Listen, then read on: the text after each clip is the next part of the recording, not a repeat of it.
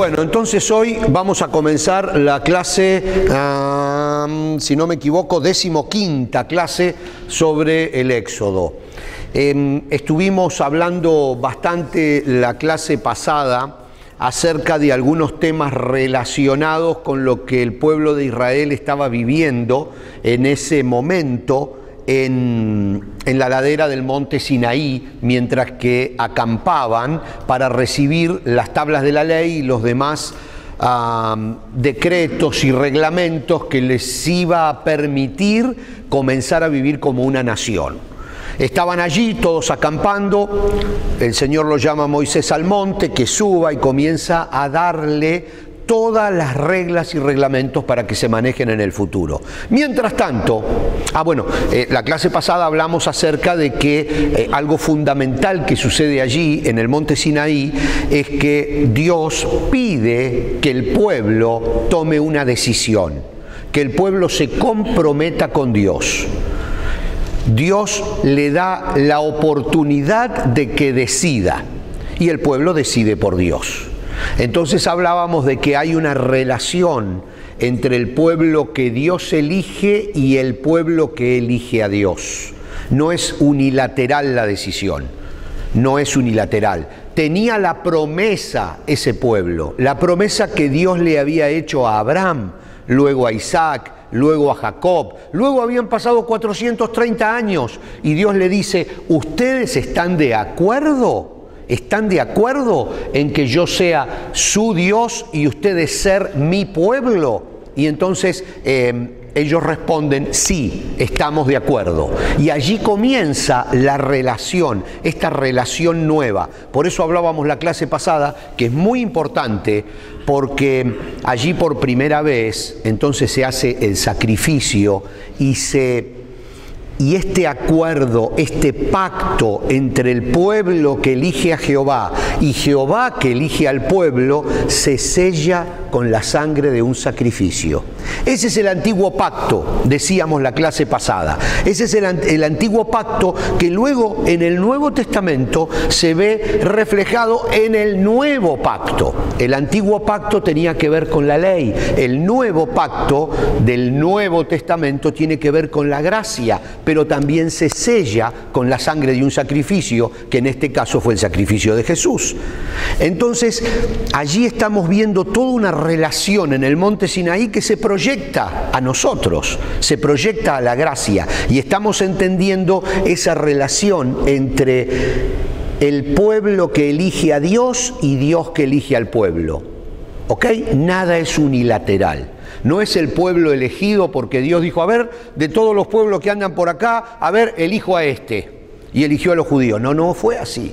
No fue así, no fue unilateral. Fue una relación. Lo mismo que sucede en el Nuevo Testamento. Nosotros tenemos la puerta abierta. Dios eligió a todo el que lo elige a Él. Lo que pasa es que a veces nosotros nos manejamos con tiempos. Decíamos también en la clase pasada que para Dios no existen los tiempos. Nosotros tenemos el pasado, tenemos el presente, tenemos el futuro. Dios simplemente es. Claro, es muy difícil para entenderlo, porque nosotros vivimos en esas dimensiones. Y hablar de algo que no tenga dimensión es muy difícil de entender. Pero Dios, dice la Biblia, antes nos conoció. Significa que Él sabe absolutamente todo. Para lo que nosotros es pasado, lo que nosotros es presente y lo que nosotros es futuro, para Dios es un solo plano. Entonces hay una relación. Dios elige a quien lo elige. Y ahora, volviendo otra vez a la historia, vamos a meternos otra vez en lo que está sucediendo aquí. Habíamos dicho que para recibir estas tablas de la ley, donde se anotaron 10 nada más, 10 de los 613 mandamientos y ordenanzas y reglamentaciones que Dios le da al pueblo, solo 10 estaban en las tablas de la ley, 10 que por supuesto serán las principales, y es en donde hasta hoy día se asientan las leyes de prácticamente toda la humanidad. Son los 10 mandamientos. Pero Dios llama a Moisés a la ladera del monte Sinaí, arriba, a la cima del monte Sinaí. Y empiezan a pasar los días, empiezan a pasar las semanas, y ese pueblo, que apenas llevaba 2 meses de salir de Egipto, que tenía la mentalidad egipcia, la mentalidad de la idolatría, de tener varios dioses, empieza a presionar a Aarón, hermano de Moisés, para que le haga un dios. Porque ellos se encuentran, un Dios significa para que les dé un objetivo, para que les diga qué vamos a hacer. O sea, lo que el pueblo estaba diciendo con queremos un Dios, es queremos a alguien que nos guíe. Moisés se fue arriba, no volvió más, posiblemente ya esté muerto, decían. Habían pasado 40 días, queremos algo. Nos sentimos solos, nos sentimos abandonados. ¿A dónde recurren? Por supuesto, a los que tenían en su espalda, a su experiencia, a su haber. Ellos habían vivido 400 años en Egipto y lo único que conocían eran los dioses egipcios, y entonces fabrican un becerro de oro que ahora vamos a ver. Primero vamos a leer Éxodo 32 para ubicarnos en la escena. Cuando los israelitas vieron que Moisés tardaba tanto en bajar del monte, se juntaron alrededor de Aarón y le dijeron: vamos, haznos dioses que puedan guiarnos. Esa necesidad de liderazgo que tenía el pueblo. Vamos, dice, haznos dioses que puedan guiarnos. ¿A dónde? No sabemos lo que le sucedió a ese tipo, a Moisés, el que nos trajo hasta aquí desde la tierra de Egipto. Aarón les respondió: quítenles a sus esposas, hijos e hijas, los aretes de oro que llevan en las orejas y tráiganmelos. También recordábamos la clase pasada que esto tiene mucha importancia, este dicho aquí, porque esos aretes de oro no eran del pueblo de Israel. Esos aretes de oro eran de los egipcios, que se los habían regalado a las mujeres hebreas con tal de que se vayan de Egipto, porque habían muerto los primogénitos de todas las familias en la última plaga, y las mujeres lo único que querían es que se vaya ese pueblo que los estaba maldiciendo.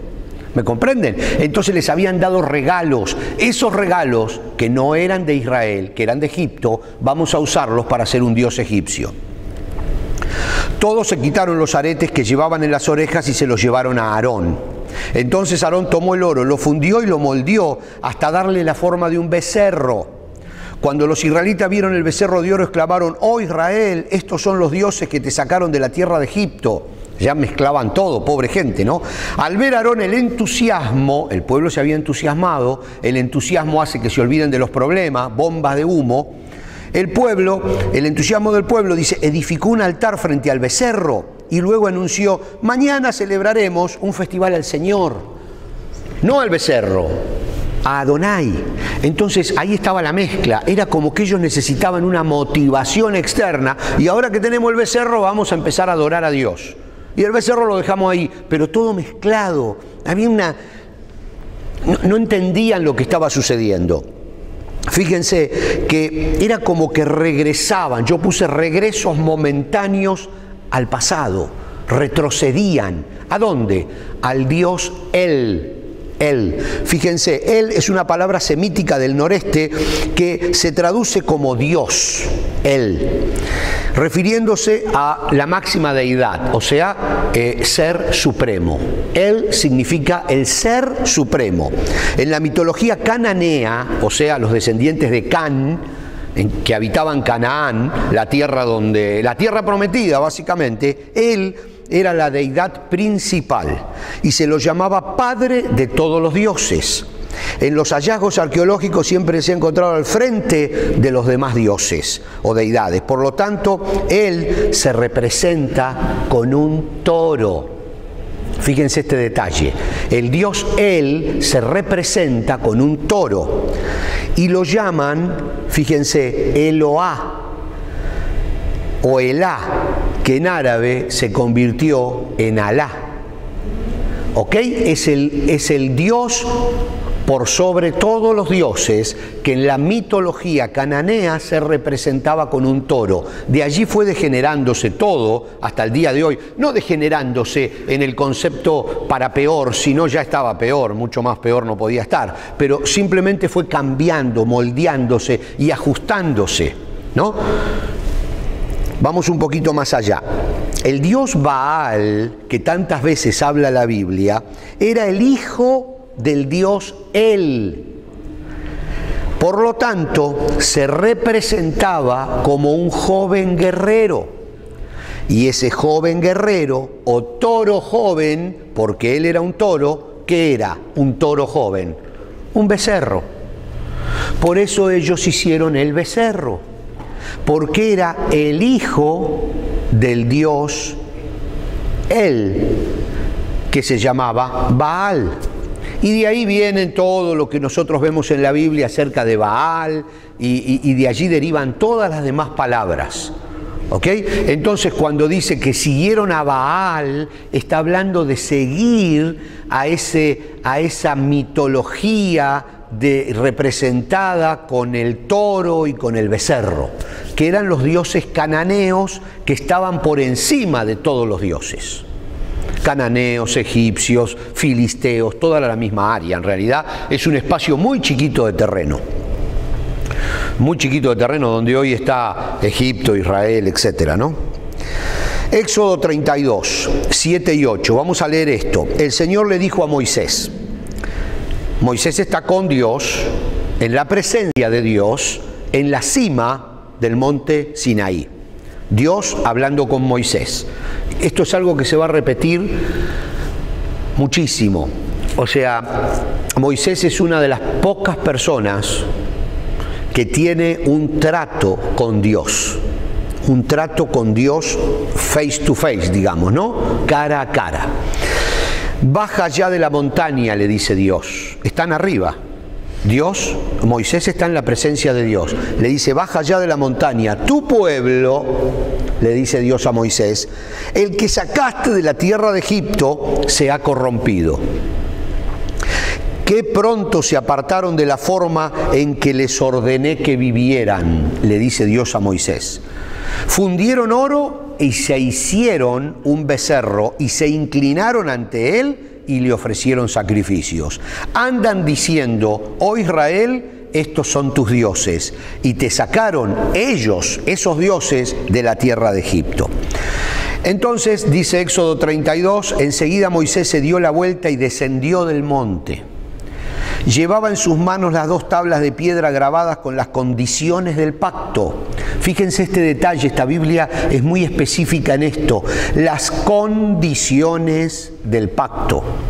O sea, no es, otra vez vamos a lo mismo, no es un pueblo elegido unilateralmente por Dios. Siempre se dice, el pueblo elegido. No es un pueblo elegido unilateralmente por Dios. Hay un pacto y hay condiciones de ese pacto. Un pacto es un contrato entre 2 partes.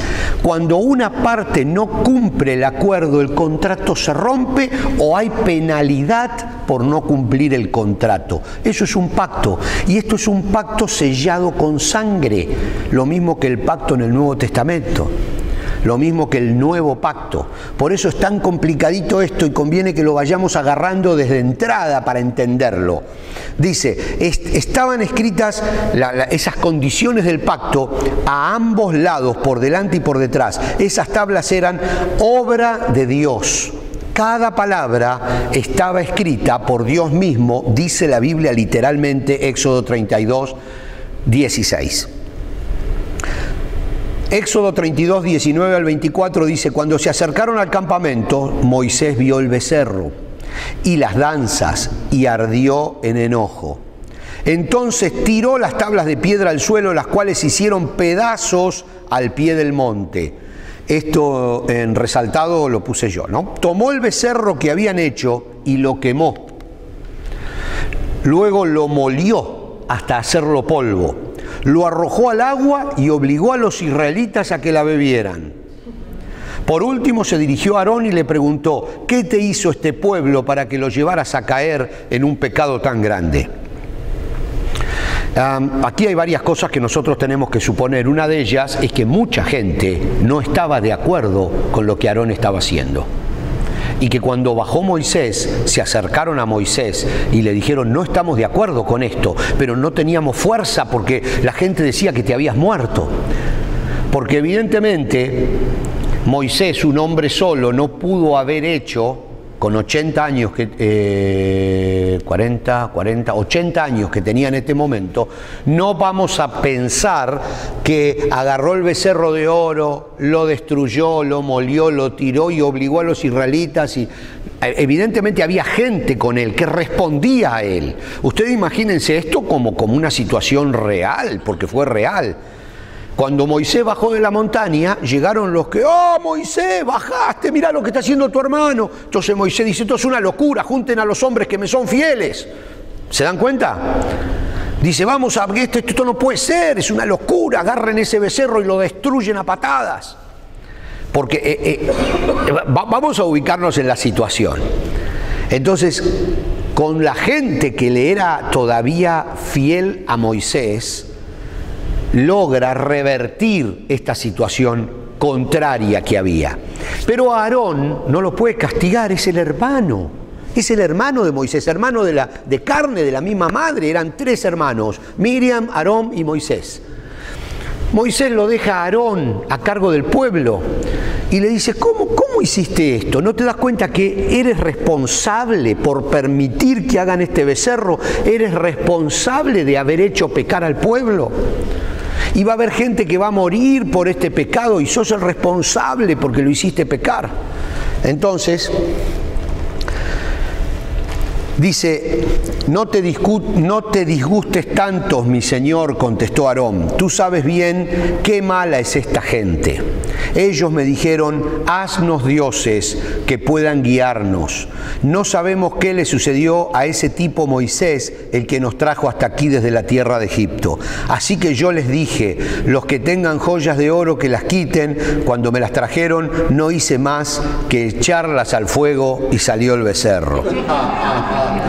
Señor, mire que hay excusas tontas, ¿eh? Bueno, esta es una de ellas. Entonces, vamos a dejar hasta aquí porque no quiero avanzar al próximo tema, porque ahora vamos a empezar con un tema nuevo, que quiero empezarlo en una clase nueva, que es el tema del arca. Porque luego de que les da por segunda vez, lo vamos a ver rapidito eso en la próxima clase. Una vez que Dios le da otra vez las tablas de la ley, vamos a ver un poquitito esto. Una vez que vuelve a darle las tablas de la ley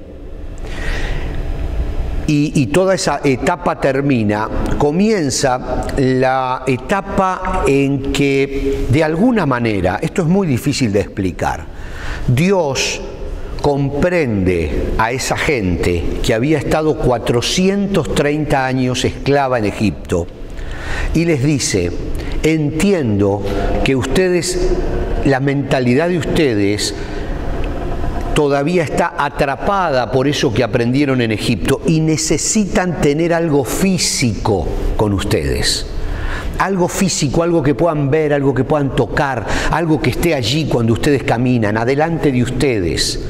Entiendo que ustedes todavía no están preparados para entender que yo no habito en templos hechos, que habito en el corazón de la persona. Todavía no lo pueden entender. Entonces vamos a comenzar un proceso. Esto no está en la Biblia, es algo que yo les estoy comentando en base a todo el contexto de la situación. Entonces les dice: vamos a construir un arca.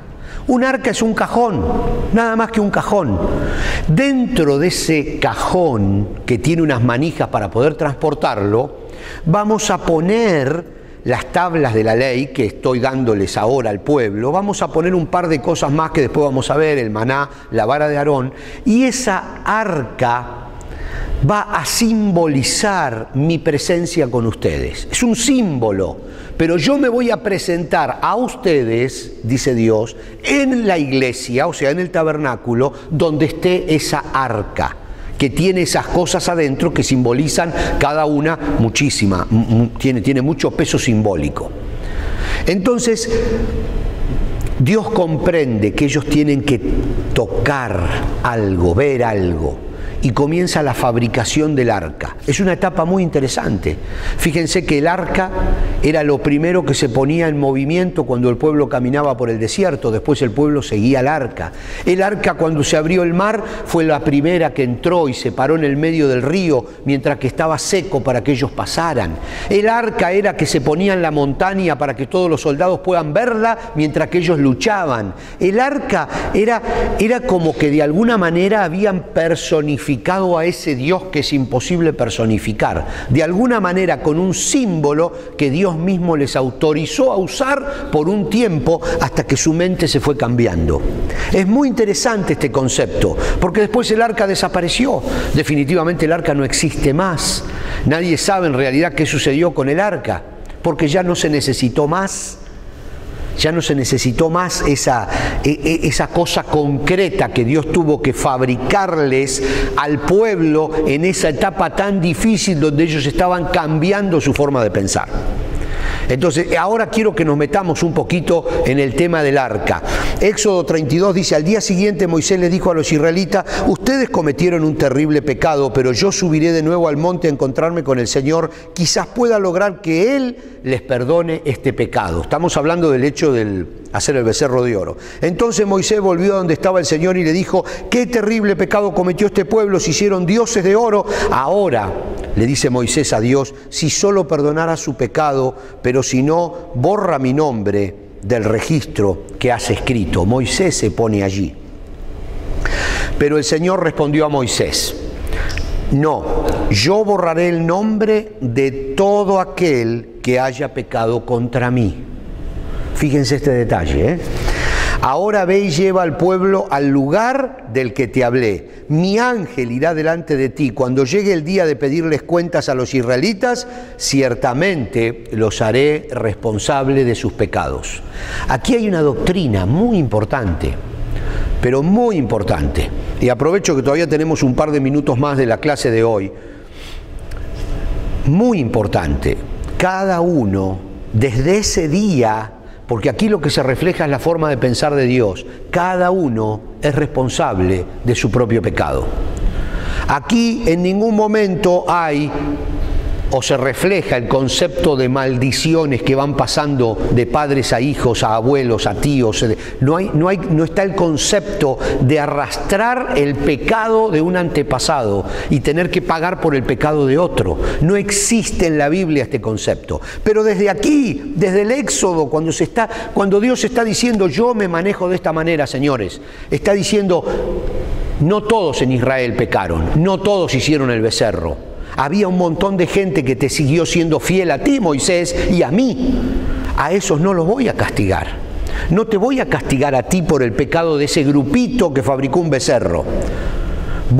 Cuando llegue el momento de pedir cuentas, le voy a pedir cuenta al que hizo el pecado. Entonces esto es muy importante, otra vez les digo, porque desde el Éxodo nosotros estamos viendo el mismo Dios que ahora está en el Nuevo Testamento. Entonces, ¿de dónde sale el concepto de que tengo que pagar por el pecado de mi abuelo o de mi bisabuelo? No existe. Cada uno será responsable de su propio pecado. Sí, las consecuencias, como ya lo dijimos varias veces, no tenemos que confundir el pago por el pecado con el pago por las consecuencias de un pecado.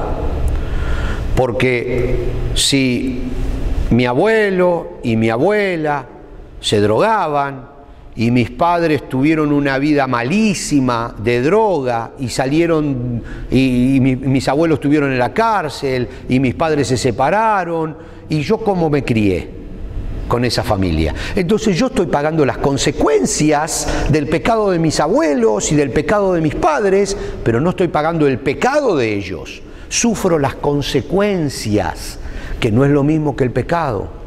Dios no me está juzgando por el pecado de mi abuelo o por el pecado de mi padre. Lamentablemente estoy pagando las consecuencias, pero no tiene nada que ver con el pecado.